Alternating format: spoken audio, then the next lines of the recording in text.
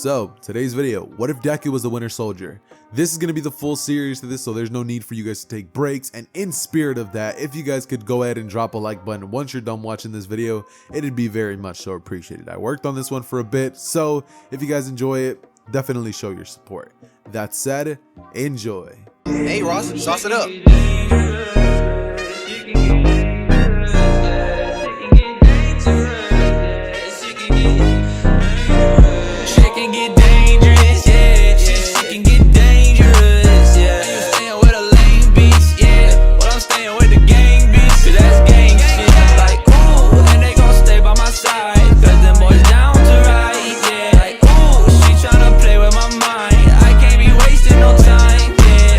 Alright, so let's see, where do I want to start this one? Alright, so we're going to be starting this what if all off on the day that Deku was born. Just like any My Hero Academia story, we're going to have to be covering his backstory. In this version, Deku's not going to be living in the same place that he was in canon. Inko and Hisashi are still both going to be Deku's parents, and Deku is actually in this version still going to be having the green hair. However, the reason that he's going to be having the Black Winter Soldier hair later on in the video is going to be because of something that I'll make up later on. I haven't really thought that far ahead. Oh, and also, can you guys rate the thumbnail? I think the thumbnail looks pretty dope. The green star on the Winter Soldier looks pretty badass, and I really like I'm really digging the text for this what if. So, you know, if you guys like the thumbnail, definitely make sure to let me know.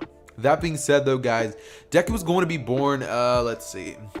Deku's going to be born more towards like I don't know what it's called. I'm pretty sure we're in urban, so he's going to be born in the rural stuff where, you know, it's more like country stuff like that. And Hisashi and Inko are both going to be like little high school sweethearts, you know what I mean? They're going to both meet in high school. They had a kid at a pretty early age, and Hisashi and Inko both had some problems as soon as Deku was born. Money problems concerning how they were going to, you know, cope with having a kid at such a young age, and things like, oh, you know, now they have to be held down by this and that and all this stuff. And so Deku and, you know, Hisashi and Inko had it, you know, kind of rough when they were first getting along. They tried and they tried and they tried, but they were just struggling. So Hisashi and Inko, about a couple years later, 4 years to be exact, actually ended up deciding, no, 3 years, sorry, 3 years actually, ends up deciding that, you know what, they're just gonna split. They're clearly not right for each other. They seem to be in a pretty toxic relationship, so they both decide to honestly just divorce.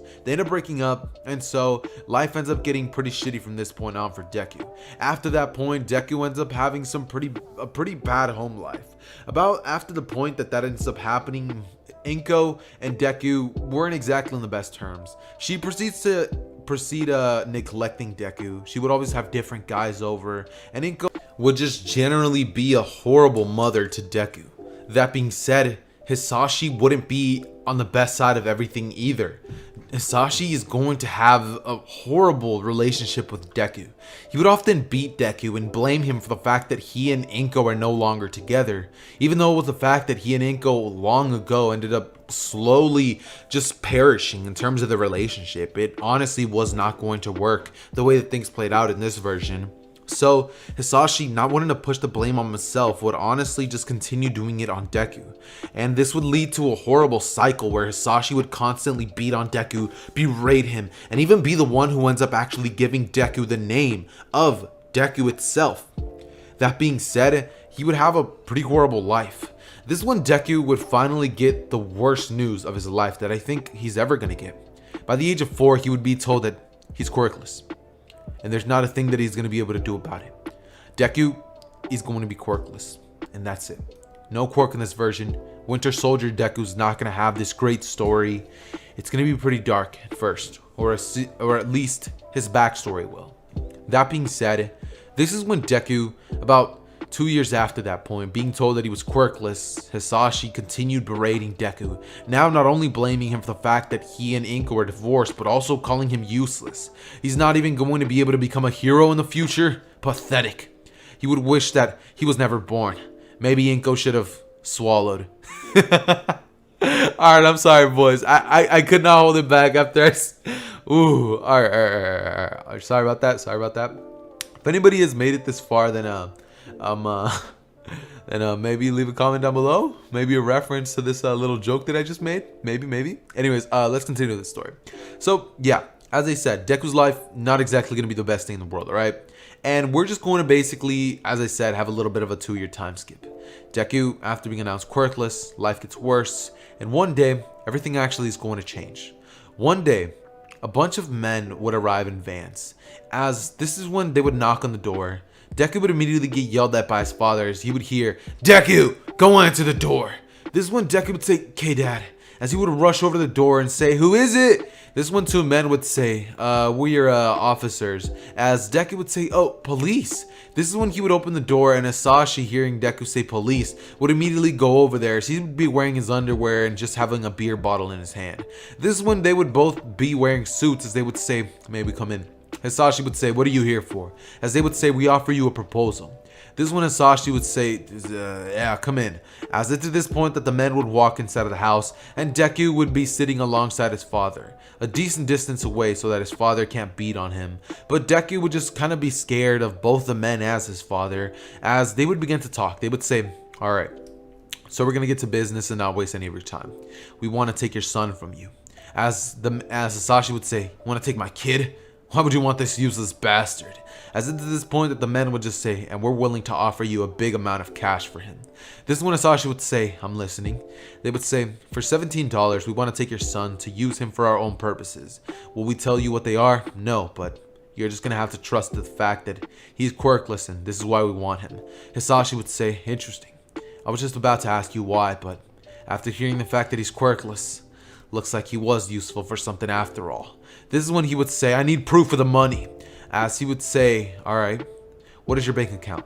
They would immediately wire the money over to Hisashi's account as his eyes would widen seeing all the zeros on his account, and he would immediately tell the men that they are free to do whatever they like with Deku. Deku's eyes would widen as he would realize what just happened, as he would begin to try to run away, but the men would go over to Deku, grabbing him by the arms and legs, and they would tell him that he has to go with them. He's their property now.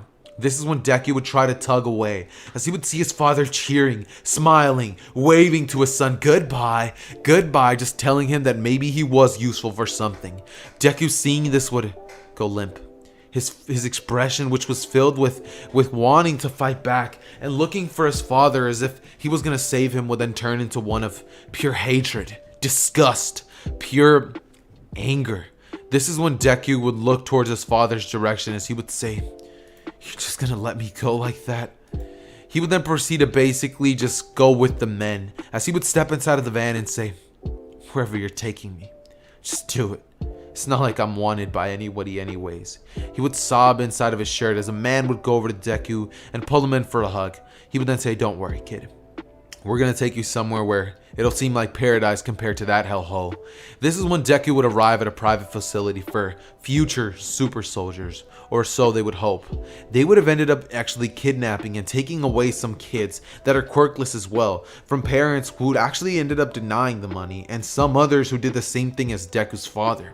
Deku's dad, Hisashi, would end up taking the money and leaving, not telling Inko a word about what happened to Deku or anything. Inko, being the person she is, would not care at all, and Hisashi would go on to be a rich guy who would end up staying in America, because that's exactly what Hisashi is. He's American, while Inko, she was Japanese woman living in America. That being said, this is when Deku would begin to get trained from a young age.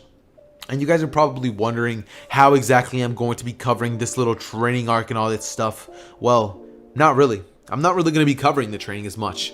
I mean, if you guys have watched the Winter Soldier stuff, or you've seen the Captain America movie, or you simply just clicked on the video because it's a Xehther one, well, I'm going to explain what the Winter Soldier is now.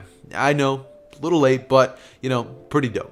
Alright, so the Winter Soldier, from my common and basic knowledge, is basically just this guy with a cybernetic arm, similar to Captain America. He's pretty strong, he's a super soldier, and yeah, he's badass, man. He's like in the Marvel movies, he's pretty cool. So if you haven't seen the Captain America movies, go watch them. For those of you who are super big like Winter Soldier fans and you just got so hurt by the fact that I don't really know too much about him, story isn't really going to be too much related to that. It's kind of just going to be like a super soldier story. So yeah, for anybody wondering, that's basically what the story is going to be. That being said, this is when Deku would begin to get trained from a young age and do the exact same training as, well, Bucky did in the, the Winter Soldier did. Not Bucky, since a lot of people probably know him as the Winter Soldier. But yeah, he would pretty much do a bunch of, super soldier training from a young age. And they would basically begin to train these kids from a very, very young age. Some being 6, some 4, some 8 years old, up until the point where they were 14 years old. Where this is the day that they were going to be injecting them with the super serum toxins. This is when I'm now going to be telling you guys about a small detail that I definitely forgot. Deku around the age of 11 would actually end up losing his arm in training. And not only that, but he would end up losing his arm and part of him as well. He would have been doing a little bit of sparring with another person. They would have been doing some hand-to-hand combat with knives. And one of them would have ended up actually doing katana training. That is when Deku ended up coming in to block the strike, but he wasn't actually able to block it, and therefore the katana ended up slicing Deku's arm completely off. This is when Deku would end up getting cybernetic arm implanted into himself, and this is how Deku would get the Winter Soldier arm. It would be genetically modified so that it has enhanced superhuman strength into it, and Deku is just going to be a different type of beast. That being said, Deku would begin to learn how to use it and implement it as if it was his normal arm, as if he never ever lost an arm in the first place. And Deku would train and train and train. Deku would have some pretty fire apparel or merch. And in case you're wondering why I said apparel and merch, well, it's because now I'm finally going to be telling you guys about the sponsor of today's video. Take it away, future Xehther. Alright, so now it's time to tell you guys about Fandom. Now, Fandom is an online merch store company that sells pretty much anime apparel. Anything ranging from My Hero Academia to One Piece, from Demon Slayer to Naruto. They have a bunch of options to choose from, and up on screen right now, you guys should be able to see a bunch of options. Whether it be Tokyo Revengers, maybe I might put One Punch Man, maybe not. Maybe there will be Jujutsu Kaisen up there. Maybe there will be, another anime that I can think of, Dragon Ball. Maybe Dragon Ball might be there. They have pretty much any anime merch that you guys would want to wear. They pretty much have it, and it's at a very reasonable price, seeing as right now they're having a 50% sale on their already affordable stuff. So if you've ever wanted to get yourself some anime apparel, then I would definitely suggest going to Fandom. Anytime you guys go out there and you guys see a shirt or design that's from an anime like store-ish thing, they're always overpriced. See, a normal shirt that you'll find at a store will probably run you about $30. On Fandom, it'll be way cheaper. A hoodie? Don't even talk about how expensive a hoodie would be at a real store. And not only that, but Fandom does very good rates when it comes to shipping. So what are you waiting for, guys? Go shop at Fandom now. And with my code Xehther, you can even get 5% off your order. So what are you waiting for? Make sure you guys go onto Fandom and copy yourself some merch for your boy. That being said, Xehther out. Alright, so after the sponsor, I'm pretty sure many of you guys are wanting to get back into the video, so that's exactly what we're gonna do.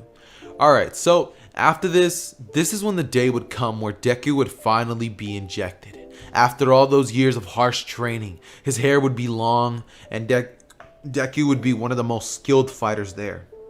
Only taught by another boy by the name of Logan. That boy would have been one of the strongest people that Deku's ever met, with one of the strongest wills ever. He would have engraved the idea of hard work into Deku from a young age, and he was actually a Japanese boy who had aspirations to become a pro hero someday. That's where Deku would know about being a pro hero and all that stuff from. Not only that, but it's definitely a thing in America, so Deku always knew about that. Always wanted to be a hero someday, but seeing as Deku's quirkless, he never believed he could, but with his training, maybe he could be put to use and not just be a super soldier. Maybe he could be a pro hero someday, after the fact. This is when Deku would go into a lab where they would be prepared to be injected with the super soldier serum. This is when all of the people would get into a single file line. It would be 8 kids. People who Deku had grown up with ever since he was the age of 6 years old. People who he considered his comrades, his friends, his brothers and sisters. They would be injected with the toxins, as they would go in a single file line, all going in it not at the same time, but just trying to test the waters. Each and every single one of them would die. Not a single one of them would survive the toxin. About all of them would have a black substance come out of their mouth, similar to blood. It would leak out of them profusely, and they would all die to that same fate. This is when Deku, after seeing this, would be terrified, saying, "No, no, don't inject me with that. I'll die. I'll die just like the rest of them." And everybody would begin to hold him down, trying to tell Deku to calm down, that it's going to be okay. He may be the only survivor. The soldier, which actually told Deku and comforted him, would tell Deku to not think too much about it. But this is when Deku would remember one thing that his old buddy Logan told him. Fight. Fight for everything. This world is horrible. You're gonna have to fight for your life if you ever want to make something out of yourself. And so Deku, hearing those words inside of his head, would then say, "No!" He would swing as the man would get flung into the wall, and Deku would begin to beat everybody, beating people's skulls in, and basically grabbing some syringes, injecting it into the doctor who was actually doing the experiment. The doctor would fall onto the ground with a black liquid coming out of his mouth, and everybody would begin to get basically put on a t-shirt by Deku. Deku would escape barely, as a bunch of soldiers would try to hold Deku back, but Deku would put on armor and immediately escape as fast as he possibly could. This is when Deku would basically end up just rushing out of there as fast as he possibly could, with one thing going through his head. He would basically have one thing just flashing back and forth: the death of his friend Logan. He was the closest one Deku had. He was truly like a brother to Deku, and he died right before him. He wasn't able to do a thing, but what he will do is live out his goals and aspirations through himself. Deku would push hard as he would destroy anybody who would stand in his way, and Deku would finally make it out of the facility. He would use his silent tactics and training to not be discovered, as he would leave the facility as fast as he could, barely escaping with his life. He would have a bullet hole, but Deku would be able to take the bullet out and patch himself up, as this is when Deku would go undercover.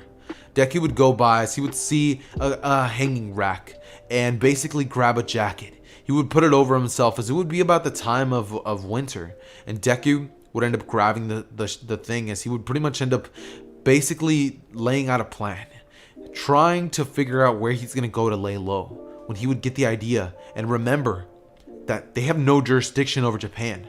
None whatsoever. So if Deku is to be able to make it to Japan, that's where he can be free. That's where Deku can truly live his life, free from the chains which he has always been tied down to. At this point, Deku is, as I said, 14 years old.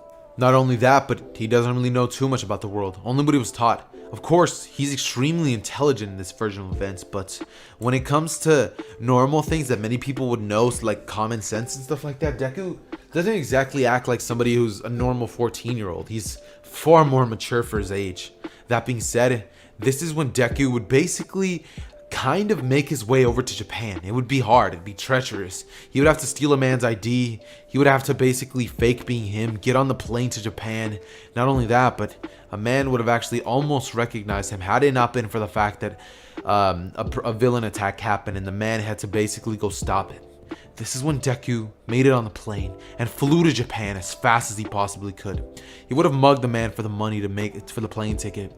And this is when Deku would make it to Japan.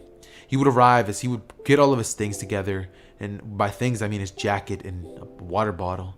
And Deku would then finally begin to make his way over to Japan, where he steps on the soil, and as soon as he gets there, he would begin to cry tears of joy, saying that he finally did it. He would scream Logan out at the top of his lungs as he would say, "We're gonna make this dream a reality."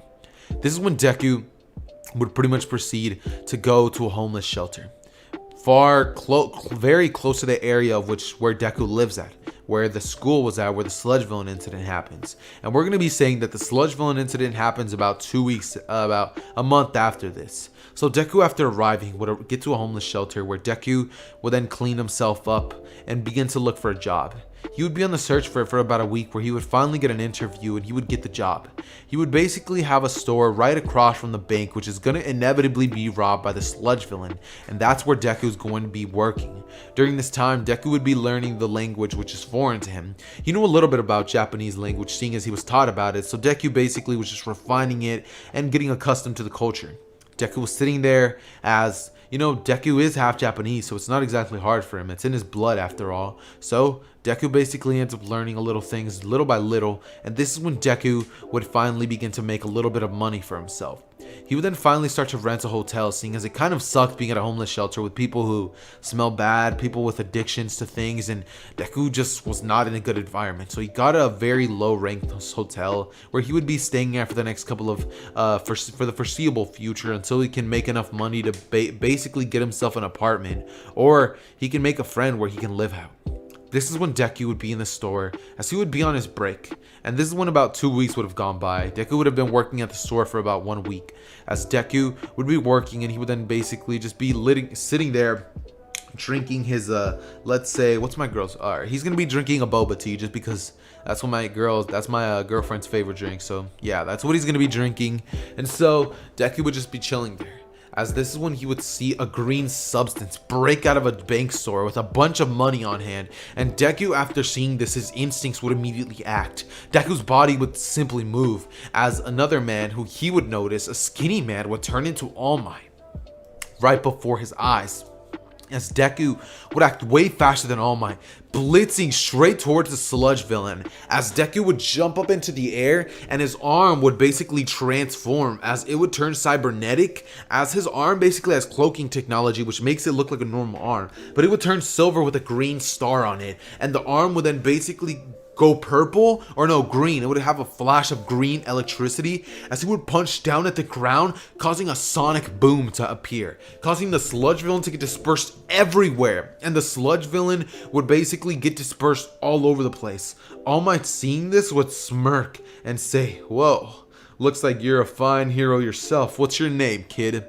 Deku would immediately tell All Might his name, as he would say, "Oh, break's over, gotta go." His arm would go back to normal, as All Might would say, "This kid, he's amazing. He did that flawlessly with little property damage." I know I said it caused a sonic boom, but he punched into the ground and caused a pretty decent sized crack to happen, as the sound waves and the air pressure was what blew the sludge villain away. That being said, this is when Deku continued to go back to work, and All Might actually waited outside of the store for Deku to finish his shift. This is when Deku would finally get his things together and end up walking over to the hotel, where All Might stops him halfway along the way, as he would say, "I am here." Deku would say, "Oh, All Might, what's up?" All Might would be like, "Not too impressed, I see. Well, that's definitely a new thing." This is when Deku would say, "Yeah, not really too much of a big, impression guy." As All Might would say, I understand.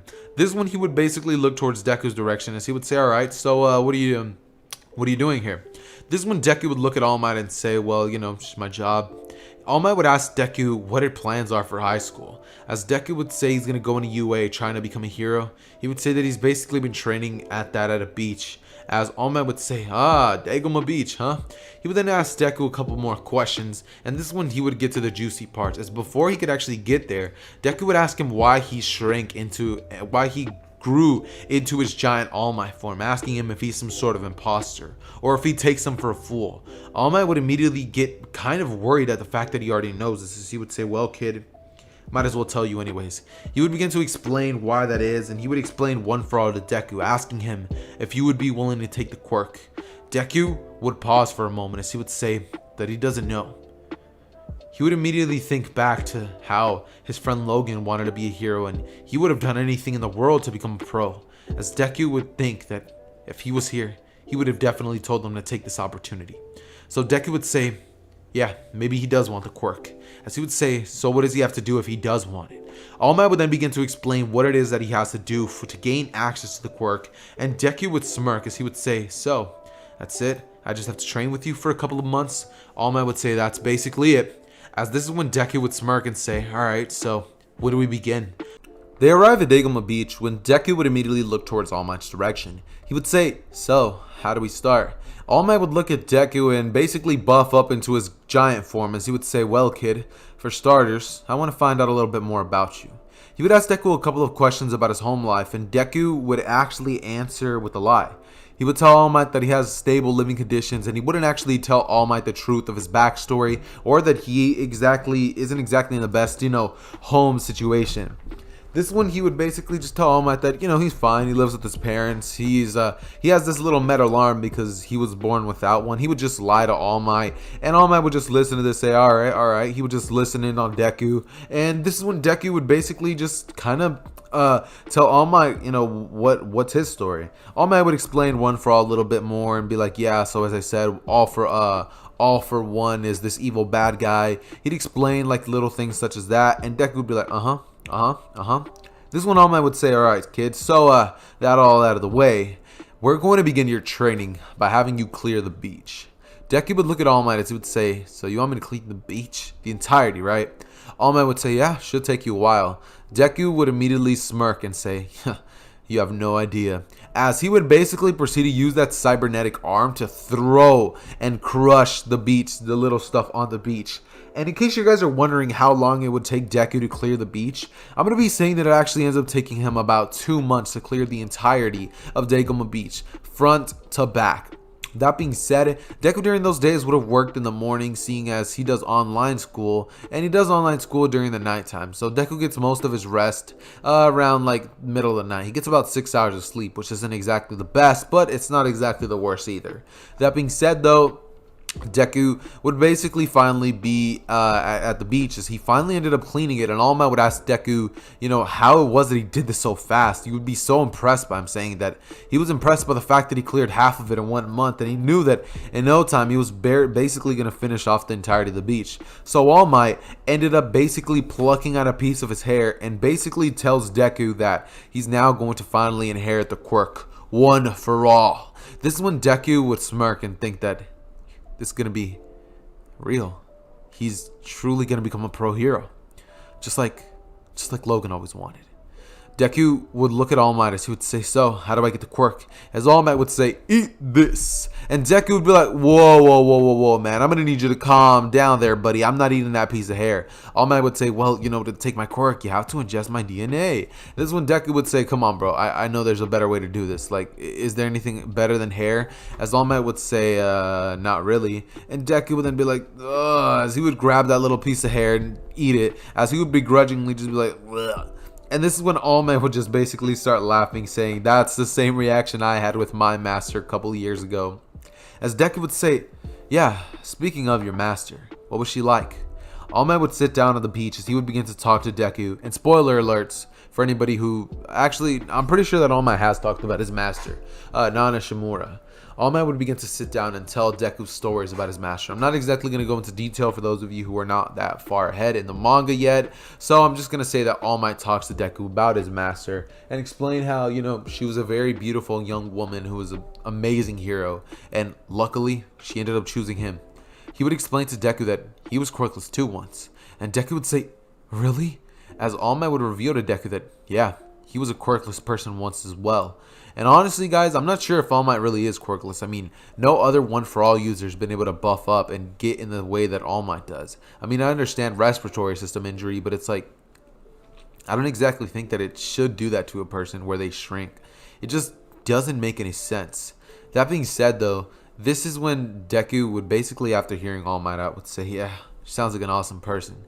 Deku would smile and look outside to the beach. As he would then say, so do I just get the powers immediately or what? As he would stand up and dust the sand off of his pants. All Might would immediately say, eager to get started. I like that. He would say, well, these are about to be the worst 8 months of your life. And this is when Deku and All Might would begin sparring and training for the next couple of 10 months. For the first month, Deku would basically do a bit of a training on getting a grasp of One for All and basically learning a couple of, actually no, I'm going to say that it took him about 5 days to learn One for All and get to a solid 35% full cowling because of the fact that Deku is a literal unit, bro. The man is a Chad.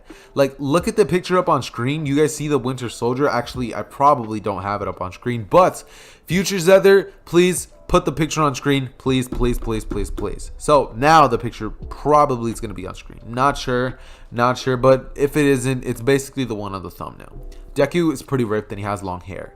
Not only that, but his hair is actually black because he dyes it in the little private stuff. But later on, Deku's actually going to end up taking that off and actually having normal green long wavy hair. Because, I mean, green Winter Soldier hair, that actually kind of sounds dope. That being said, he and All Might would sit along the beach and just talk for a couple of more hours as he would continue the training. And this went about 4 months into the training, actually. All Might would end up actually following Deku home, telling him that he'll drop him off, as he would be using his car, using that symbol of peace money, to actually get Deku a ride to his house, where Deku would end up having to lie and get driven about 2 blocks, no, like let's say 16 blocks before his house. And All Might would notice that Deku didn't exactly immediately end up going inside of the house that he pointed to. All Might would continue to follow Deku, as he would realize that Deku doesn't have the greatest living situation. All Might would confront Deku about this, asking him why he didn't tell him this, and Deku would say that he doesn't really want to tell people about his personal life. He would look at All Might and say that he has a bit of money saved up and that he can now afford his own apartment, and All Might would say that why would you have to afford your own apartment? This is when Deku would immediately look towards All Might's direction, as he would say, there's some things about me, All Might, that I just can't tell you. All Might would go into his buff form and say, I gave you the quirk one for all. I need to know. He would immediately tell Deku to get inside of the cars. Deku would, and he would then proceed to tell All Might everything. He would spill the beans on his past, the private facility where he trained in as a young boy, why he's so developed in martial arts and stuff like that, and even explained to Deku that he actually ran away and was the only survivor out of his entire group. Had it not been for the fact that Deku escaped, he would have died. The what if would have ended in about 5 seconds, so yeah, couldn't exactly have that happen. And All Might would just be shocked by the revelation. This kid has gone through so much at just the age of 14. Not even a 15-year-old kid at this point, and he's already gone through all of these hardships. Deku's going to turn 15 in the next month. But All Might was shocked at this. He would look towards Deku and tell him that he can move into his house, as Deku would say that he doesn't want to be a bother, and All Might would say that that's nonsense, that he's going to be moving in now, whether he likes it or not. Deku would grab his things, grab the money that he's been saving up for the last couple of months, and Deku would end up going to All Might's house, as he would get a room which would actually have a bathroom in it and a walk-in closet. And Deku would say that this place is incredible. How does he afford something like this? All Might would say that being the symbol of peace doesn't exactly not give you money. I mean, being the symbol of peace has its benefits. Deku would look at All Might as he would say, I'd say, I'm going to be living like you one day, All Might. I'll never have to experience the lifestyle that I did before. And I'll tell you one thing, All Might. When I get as much money as you do, I'm going to be helping people out who are in my situation. People who can't exactly afford their own homes. People who were put under unfortunate circumstances. I'm going to help them all. I'm going to be a hero not just for people who need saving, but for people who don't even know that they do. All Might would get a bright smile on his face as he would say that he's glad that he chose him, putting his arm on top of Deku's shoulder. This is when Deku would smirk, and for the next following months, Deku would just progressively increase the percentage of One For All, to the point where by the time that Deku gets to UA, he can use a comfortable 60% of One For All's true power, because of the fact that Deku is the Winter Soldier. Being honest, he could probably use a solid 70, but I kind of want to make the story a little balanced, so I'm just going to be saying that he can use about 60%. That being said, Deku at this point would have finally been to the point where the 10 months are over, and Deku would end up actually taking the recommendation exam, thanks to the compliments of All Might. All Might ends up telling Deku not to show off his true strength, and to not really use One For All unless it's 100% necessary. Because, you know, it's going to be a little weird if some kid just pops up. Actually, not really, it wouldn't be weird, but he doesn't want Deku to show all of his cards just yet, to shock people, as Deku would understand what All Might means, and of course make it to the exam place, as he would of course take the recommendation exam, and of course end up passing. He would meet people such as Todoroki, Momoya Yorozu, and other people along those lines. After that, Deku would end up basically passing, because it's like, you know, it doesn't exactly seem like the hardest thing in the world. And afterwards, Deku would end up going to All Might's house as he would rest. For the following next 2 days, Deku would simply wait for his UA acceptance letter. However, Deku would already know that he's accepted. He talks to Nezu every now and then because of the fact that Deku was brought up to Nezu and introduced formally because of the fact that he is the successor of One For All. Not only that, but Deku uses UA's facility to train every once in a while, using 0-pointers and things such as that to test the limits of his powers. Deku at this point, spoiler alert, has unlocked about 4 of the quirks of One For All. He can now use the abilities of Float, Black Whip, Danger Sense. And not only that, but Deku also has Smokescreen at this point. And the man is pretty broken, to say the least. That being said, this is when Deku would basically proceed to have actually mastered all of these abilities by the time that he has his first day at UA. Deku is a living super soldier by God, so it's like, come on now, like, he was obviously going to get a big percentage of one for all off rip, and I'm pretty sure many of you guys already knew that that was coming. That being said, sorry for the little background noise, but that being said, this is when Deku would finally enter UA as his first day. Deku would walk into the classroom as he would be one of the last people to walk inside.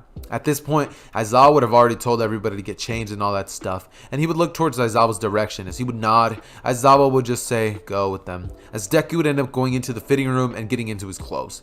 Deku inside of the fitting room would basically be looking like a literal Greek god, and Kirishima would of course notice this, seeing as Deku is absolutely shredded. He would say, dude, you look so manly. He would say, what's your workout, bro? As he would go up to Deku and dab him up. Deku would shake him up, and this is when they would both basically just begin to talk a little bit. Deku would realize that Kirishima is actually pretty chill, and he and Kirishima would actually end up hitting it off pretty soon.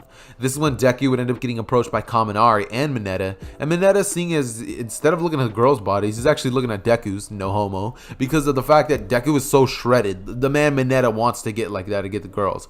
And so Deku would begin to explain to Mineta that, you know, he could probably get like that as well. Deku would talk to all three of them on his way outside until Aizawa finally ends up throwing the ball to Katsuki Bakugo, the man who's going to be responsible for throwing it first, because without no Deku in the entrance exam, Bakugo would have definitely been the one to win. Actually, no, Bakugo was already the one to win because in canon he won. So yeah, Bakugo would get the ball thrown, as he would of course get the same scores that he would in canon. Now, when it comes for the little exam and stuff like that, when it comes to the little ball throw, Deku using a cybernetic arm only would end up getting a grand total of 670 something meters, barely, actually no, 799 meters, barely being able to destroy Bakugo's score. Bakugo, seeing this, would get pretty angry, but seeing as the fact that Deku has a cybernetic arm, Bakugo just says that, you know, he cheated because technically, you know, it's not even his strength, it's the strength of the robot arm. That being said, Deku would go on to continue doing the rest of the test. The grip strength, Deku doesn't even use a cybernetic arm and crushes the machine. When it comes to the 50-meter dash, Deku is faster than everybody, including Ida, without one for all. And with the setups and push-ups and stuff like that, Deku crushes it. Side to side steps, forget about it. And when it comes to the long jump, Deku clears the field. I mean, it's easy.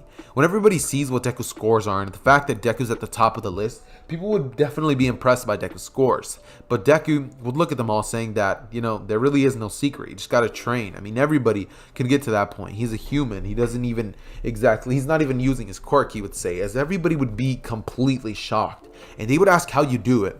Deku would then look at his hoodie and say, well, I do it by, you know, wearing this drippy fandom merch. Yup. It's about that time that I introduced the sponsor of today's video. That being said, this is when future Xehther is actually going to be taking it away and telling you guys about my amazing sponsor, Fandom. Alright, so now it's time to tell you guys about Fandom. Now, Fandom is an online merch store company that sells pretty much anime apparel. Anything ranging from My Hero Academia to One Piece, from Demon Slayer to Naruto. They have a bunch of options to choose from, and up on screen right now, you guys should be able to see a bunch of options. Whether it be Tokyo Revengers, maybe I might put One Punch Man, maybe not. Maybe there will be Jujutsu Kaisen up there. Maybe there will be, another anime that I can think of, Dragon Ball. Maybe Dragon Ball might be there. They have pretty much any anime merch that you guys would want to wear. They pretty much have it, and it's at a very reasonable price, seeing as right now they're having a 50% sale on their already affordable stuff. So if you've ever wanted to get yourself some anime apparel, then I would definitely suggest going to Fandom. Anytime you guys go out there and you guys see a shirt or design that's from an anime like store-ish thing, they're always overpriced. See, a normal shirt that you'll find at a store will probably run you about $30. On Fandom, it'll be way cheaper. A hoodie, don't even talk about how expensive a hoodie would be at a real store.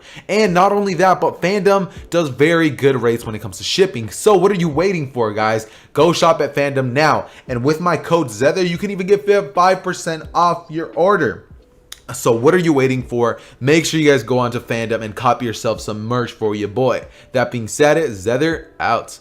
Alright, so after hearing about Fandom, I'm guessing many of you guys want to get right back into the story. So let's do just that. Alright, so we basically hop back into the story after the sponsor, and Deku ends up finally going home.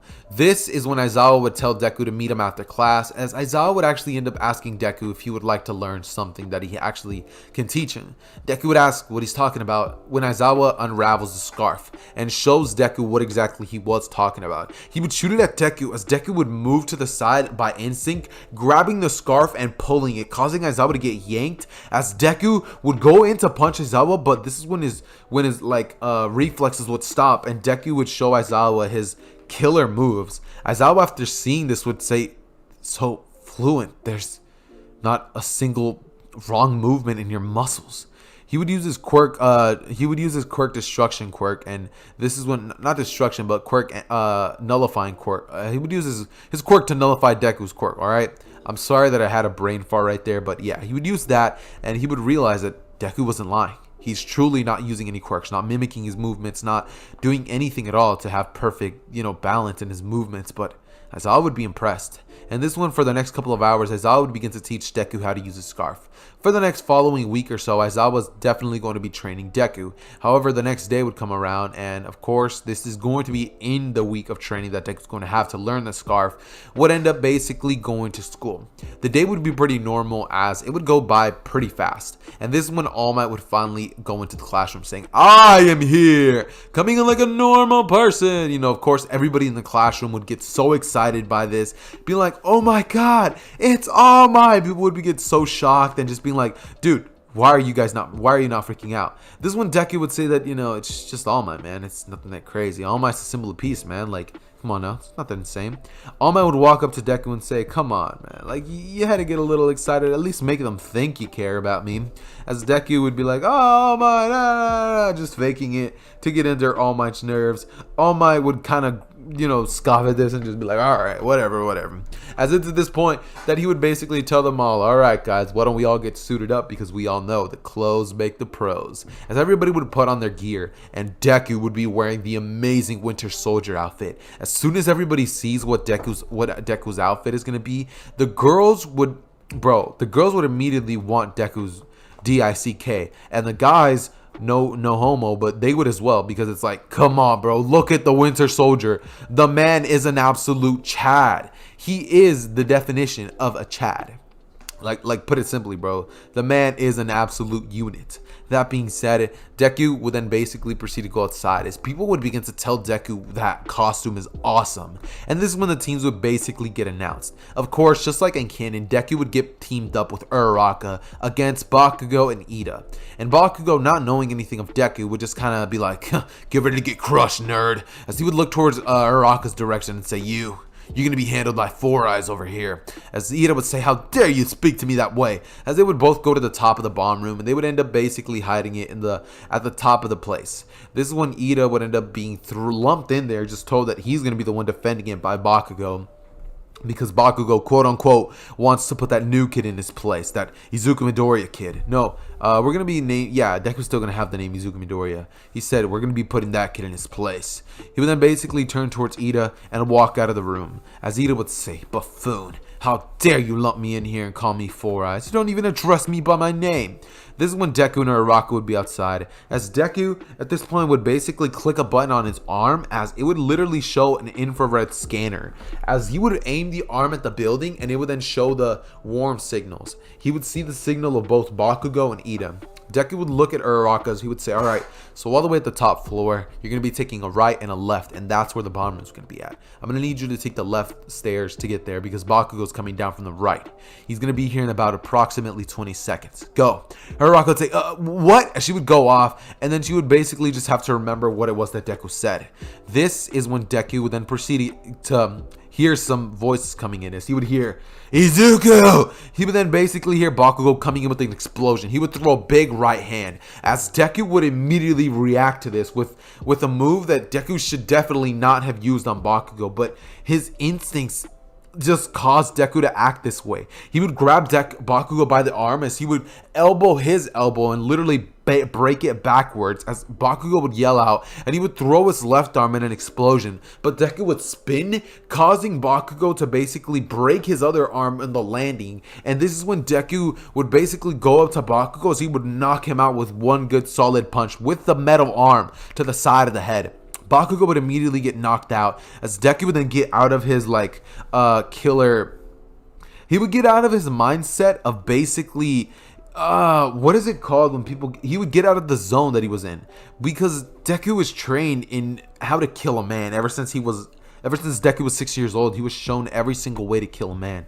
So Deku's training sometimes snaps in at the wrong moments, and Deku ends up doing a little bit more than people wanted him to. And this was just one of those small occasions. But, I mean, Bakugo's a DICK head, so he kind of deserves it. And for those of you wondering why I don't say the actual words, it's because I don't want the yellow check on my videos. That being said, though, Deku would immediately realize what he did, say he's sorry, tie Bakugo up, and then basically proceed to rush over to Uraraka. He would say, "You ready?" As Uraraka would rush into the room and say, "I'm gonna stop you, villain," causing Ida to get distracted and go into his super villain mode. As he would say, "Aha, I knew you were gonna come in, so I hit everything in the room," just kind of being like an evil villain in his eyes. As Deku would immediately activate One for All and blitz towards the bomb. Nobody in the cameras would be able to react or see how fast Deku moved, as Deku's hand would be on the bomb, and this is when All Might would say, "Time's up!" As soon as the match would be over and Deku would make his way back towards the classroom, everybody would be staring at him in silence, with everybody giving him a bit of a judgmental look. The atmosphere would be so thick you could literally cut it with a butter knife, until finally somebody speaks up. Kirishima looks to Deku and says, "Dude, that was awesome. The way that you fought him, where did you even learn to fight like that? You literally made him your baby." As Deku looks at Kirishima with a smile and remembers how Logan used to use that expression, "I made that guy my baby." That used to be the funniest thing about him. He would then look towards Kirishima, smile at him, and be like, a couple years of training and it'll do that for you. And Kirishima's just like, "We should totally train and work out together sometime." As Deku looks to Kirishima and would say, "You know what? I like that." As from here, as soon as class would be over, everybody would be talking to Deku, Bakugo would be in the nurse's office, extremely angry, and Izuku would get the contact info of Kirishima, as they end up actually going through with it and working out after school, going out to the gym, and ending up going back to All Might's place, where Kirishima would end up finding out, this dude lives with All Might? With Kirishima being like, "Dude, how did you manage that?" And Deku telling him to please not tell anybody that it's a secret and that he's been training under All Might for some time. As Kirishima would say, so that's why All Might doesn't impress you so much. I guess when you're around the symbol of peace every other day, it really isn't that much of a shocker to see him walk into your classroom now, is it? As Deku says, "Nah, not really that much anymore." And Kirishima says, I get it. Alright, but now what are we gonna do next? As Izuku says, "Honestly, I don't know. I mean, I don't really do much other than train, sleep, and eat. That's about it." And Kirishima looks at Deku and goes, "Oh man, you gotta have fun." As he goes over towards the TV living room and says, "Look, he has a PS5. We can play this." And bro turns on Fortnite as they start playing some battle royale, no building mode obviously, and they catch some dubs, like some real men, you know what I'm saying? They catch a couple dubs, and then they go on a true Sigma males game. As they go on Minecraft, straight Chad, bro, straight Chad game. They go on Minecraft and they start mining diamonds and stuff, and then they find the Ender Dragon and they straight beat him, and Deku gets addicted to Minecraft. Bro literally does not sleep that entire night. And the next day at school, when they're all informed about the USJ and how they're gonna need to get permission slips signed, Izuku would pretty much be passed out almost all day, with him like literally sleeping with his eyes open as he looks towards the direction of the front of the class and just stays completely silent. None of the teachers were able to tell that he was doing this, but because Deku had such elite training, it was almost as if Deku was just chilling, like nothing was going on whatsoever. And that's the funniest part about Deku. It's literally the best. But regardless though, what ends up happening after this is we end up getting a really cool scene in which what's it called, they all end up finally making it to the bus, and Izuku would be browsing the web, just kind of like looking through things, searching through the dark web, trying to find like new things. And he would have been taught exactly how to locate, how to track people. He would have pretty much been taught everything that you could expect secret agents who have no government alias to pretty much end up using. Deku literally lost his identity of Izuku Midoriya the second that his father sent him over towards these authorities from the US, right? And so Izuku doesn't exist. Izuku Midoriya is not a thing. So whenever people refer to Deku, they use the name that the Winter Soldier has, which is going to be Bucky. Yeah, they call him Bucky. That's pretty much going to be his name, right? And you know, Bucky, they call him Bucky, and All Might gave him the last name Shimura just because it's like, you know, it was a pretty cool name. Like it was his master's last name. So when he ends up fighting off against Shigaraki, ooh, it's gonna be both different. But no, pretty much what ends up happening is they eventually make their way towards the day of the USJ, and once there, Izuku, seeing as he had a little bit of information about this group called the League of Villains, when Kurogiri would arrive, Izuku obviously wouldn't know that they are the League of Villains, but once Deku gets teleported away and ends up saving himself, Tsuyu, and Mineta from the villains that were in the boat area, he would then go over towards the direction of Aizawa, gaining back to back with him as he would begin facing off against many of the villains, eventually mollywopping through them as he would hear Shigaraki say, "No, they're taking out the League of Villains so easily. Nomu, kill the brat," as the Nomu would blitz at the direction of Izuku, and Deku, noticing this instantly, would hold out his metal arm as the Nomu punches it, and Izuku would get sent flying back a couple of meters, right? As he would then turn towards the Nomu, and the Nomu would continue lunging at him, launching an assault of different types of attacks, with Deku simply thinking to himself that this is not okay. And from here, what would pretty much end up happening is Deku would begin trying his best to go completely all out with this Nomu. Bro starts using all of the stops, and eventually through using One for All, he would push himself further and further and further, making it to the point where he ends up having to bust out 40% One for All. With that said, Izuku would then go on to pretty much clobber the Nomu with his metal arm, and he would end up punching the Nomu straight to Kingdom Come with some on some rocket team shit, right? As they get sent flying and they're like, "We'll be back," you know what I mean? And what pretty much ends up happening after that is that he looks to Shigaraki, and as Shigaraki wants to escape, Izuku's like, "Nah." And from here, he would reach into one of his pockets as he grabs a knife, right? Like a throwing knife, and he would then throw it at the direction of Shigaraki. As he throws it at his hand, and it pierces right through it, with Shigaraki saying, "Ah, Kurogiri!" And Izuku says, "Nah, you're not getting away," as Izuku is laser sharp focused on trying to capture Shigaraki, and he begins blitzing towards his direction, trying to make sure that Shigaraki doesn't have a chance of getting away, eventually getting closer and closer and closer to the direction where he would finally almost have him, and Kurogiri would arrive, opening a portal. However, before Shigaraki got to step into it, Bakugo came flying in using an explosion quirk on Kurogiri, leading Kurogiri's portal to close and Shigaraki to get tackled by Izuku, as Shigaraki would end up pretty much trying to grab at Deku, and when Deku noticed that Shigaraki was trying to get his hand on him, Izuku grabs that arm as he breaks it and snaps it out of place,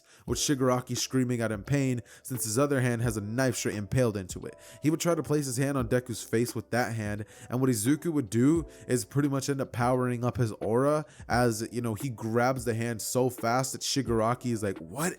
And he would look like bro literally proceeds to break every finger individually, as Shigaraki begins letting out cries of pain, and Izuku then grabs Shigaraki by the hair, dragging him towards the water section as he begins diving his head into it and saying, "What are you doing here and what's your purpose?" Kurogiri watching, not being able to react, as Izuku's just drowning Shigaraki, telling him to tell him now, like he's not waiting for an answer. Shigaraki looks at the direction of Deku, and without being able to breathe, he would finally begin to start saying something as All Might busts in through the door and would say, "I am here." Seeing Deku doing what he's doing his interrogation means, and seeing that other students were watching this, All Might decides that he needs to put a stop to that quickly. As Shigaraki's finally about to say something, All Might would arrive as he would say, "All for one."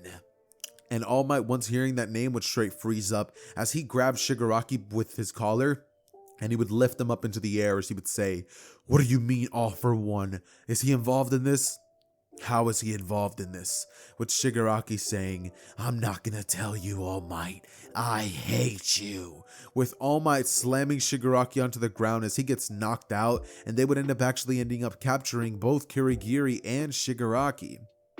That meaning that there is going to be a little bit of a prison breakout arc, but that's going to be happening off screen, so we're not going to really need to worry about that. And what's pretty much going to end up happening here is we're just going to get a 1 week break period for the students in which they can use to train, seeing as they would more than likely advise to train and to pretty much catch up on any missing work and assignments that they hadn't done quite yet, right? Izuku uses this entire time to train and talk things through with All Might, asking All Might who All for One is, as All Might is kind of like did you forget? And Izuku would say, "No, I didn't forget. I know that he's your arch nemesis or whatever, but I need to know more than that.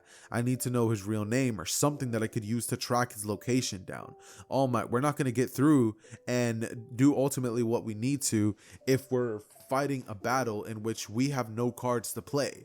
This is not a way that you win things. We need to have all the cards. We need to know where he's located. We need to know when we're going to attack, and we need to stop letting it be the case where that they are able to attack us once again, because if that happens, this school could definitely be in danger of shutting down due to its negligence." As All Might, after hearing all this, would tell Izuku everything he knows about All for One, which obviously is a little bit helpful, but it's not going to be so helpful to the point where they actually track down All for One. They find out a little bit more information about the League of Villains and also a broker that they use to actually gather villains for them, who's the one who's mainly responsible for recruitment, right? And what pretty much ends up happening after this is that Izuku is just told to prepare for the UA entrance exams by All Might. As Izuku would look to All Might, nod, and begin to prepare himself using that week time off to pretty much get ready.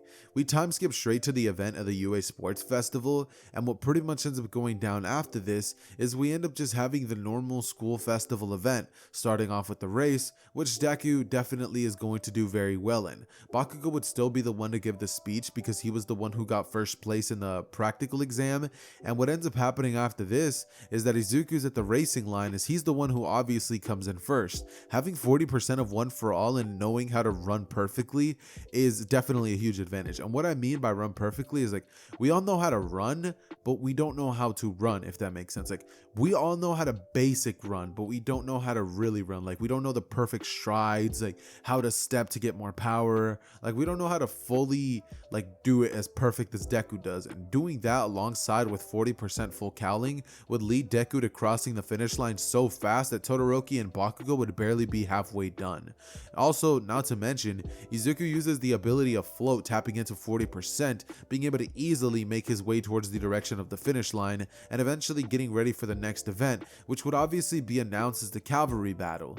And as soon as that event would pretty much be announced, Izuku looks towards the direction of the people who are around, as suddenly a black portal would appear in the middle of nothingness. On the ground, a black portal would appear, and Izuku would watch as a man with a mask looking like Darth Vader would pop out, and a bunch of other portals would appear all over the crowd, with them pretty much holding people hostage, and All for One saying, my, the UA Sports Festival. I never thought that I was going to be a part of such a tedious occasion, but I'm here now, so it's about fair to say that all of you right now better sit down in your seats and not try to go anywhere, because if you do, this whole place is rigged with explosives and it will blow straight to Kingdom Come.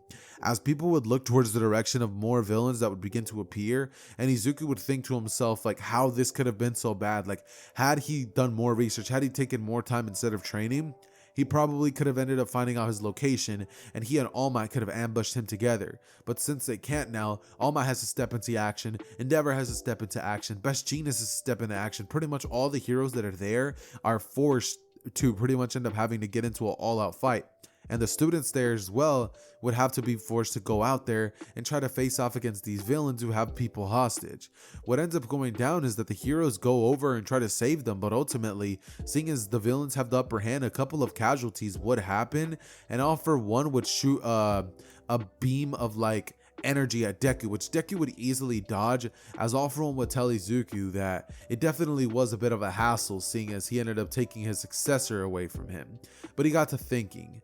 From what he heard from his men, Izuku is not too shy of unpopular methods to get information, to get what he needs. All For One turns to Izuku and says, "Look, you don't seem as much of a hero as you do a villain, and I think that you would do well in my organization. What do you say? Ditch the symbol of peace and turn to a side where you can use your quirk freely, where the world can be yours, where power will rule above all, and nothing can get in our way." As Izuku says, "That sounds awfully thrilling, but guess what? I made a promise to Logan, and I intend to keep it," charging up a bunch of percentage of All For One full cowling.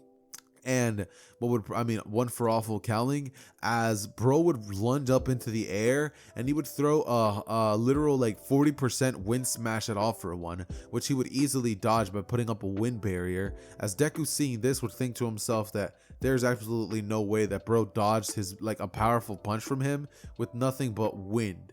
Like, bro dodged a wind punch with more wind. Bro literally said fight fire with fire, except, wind with wind. But pretty much what ends up going down after this is that Izuku would look to All Might, who would end up landing in front of him, and All Might would say, "All For One, looks like you finally have returned." As All For One goes on to monologue and then explain that Nana Shimura's grandson was Shigaraki. And once hearing that, All Might would lose his cool, and Izuku would turn towards the direction of All Might as he would say, "All Might, snap out of it. We're in a life or death situation. There's no time to think about what if, what could have happened. We act now." As he would say, "Get ready." And from here, both of them blitz at the direction of All For One, with All For One shocked because he was expecting like, okay, I could probably be All Might, but he was not expecting Izuku to be just as strong as All Might, and Izuku to come in with an iron fist and pretty much end up breaking the shield that he would have placed in front of him to dodge the attack. Bro shatters it, and All Might comes in with the United States punch, hitting All For One straight in the face, sending him flying and cracking his mask. As All For One gets sent flying into the distance, and he then would fly back over there as he shoots an ethereal dragon creature at them, and All Might gets hit by it, with Deku simply watching, and then him getting pierced in the leg by a black beam of energy, right? Immediately, Izuku turns towards the direction of All For One, dodging out of the way of his next couple of attacks, as a villain nearby would end up shooting an energy beam at him, which Deku, immediately activating danger sense for the first time, would easily be able to dodge out of the way, then turning towards the direction of that villain and pulling out a gun that they would have given him, not a real one, but like a pellet, like BB airsoft gun that does more damage but doesn't kill people, as he shoots him square in the head like 3 times, and the villain gets knocked down onto the ground. Then turning his attention towards the direction of All For One, he would then think to himself that if only he had real bullets, he could probably do some real damage. Then looking towards the direction of Snipe, who he would have barely noticed at the top of the tower, he would look at him as Snipe sees Deku as well, and Izuku nods at him, which Snipe would actually be shocked, considering Snipe is one of those few people who can completely mask his presence, and he pretty much thought that nobody knew he was there. Pretty much nobody in UA except for Principal Nezu and All Might knew that Snipe was actually there present, and so Snipe looks at the direction of Deku as he sees him nod, and he would question to himself if he knows he's there, with Izuku using his armor, like his arm, to reflect the light onto the direction of Snipe, pretty much signaling to Snipe that he knows exactly where he is, with Izuku kind of signaling him to do it. Izuku would rush towards the direction of All For One as he goes over to land a massive punch, and with that punch, simultaneously, he would hit a barrier, right, that All For One would have put up in front of him only, and that would leave Snipe completely open to shooting a silencer sniper, which would be like bro is actually not close whatsoever, but that sniper would end up shooting straight through the wind and going straight through the head of All For One, as All For One falls straight onto the ground onto his knees, and All Might turns to Deku as he would ask what happened, with Deku saying that the problem has been neutralized, and All Might just turning to the direction of the rest of the villains and lunging over there trying to take them all out. As from here, everybody would end up clearing the situation out, and a gigantic press meeting conference thing would end up being held because of it.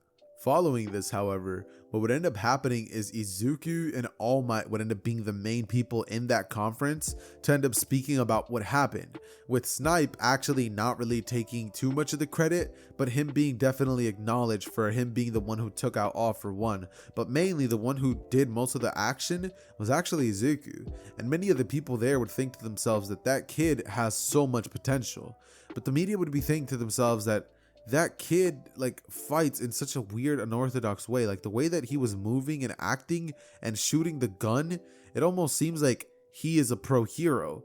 People would begin to start raving about Deku, and he would be a #1 hero like conversations all over the media, as what would pretty much end up happening is Deku would immediately get promoted into actually being a pro hero, and he would be assigned to work underneath the government.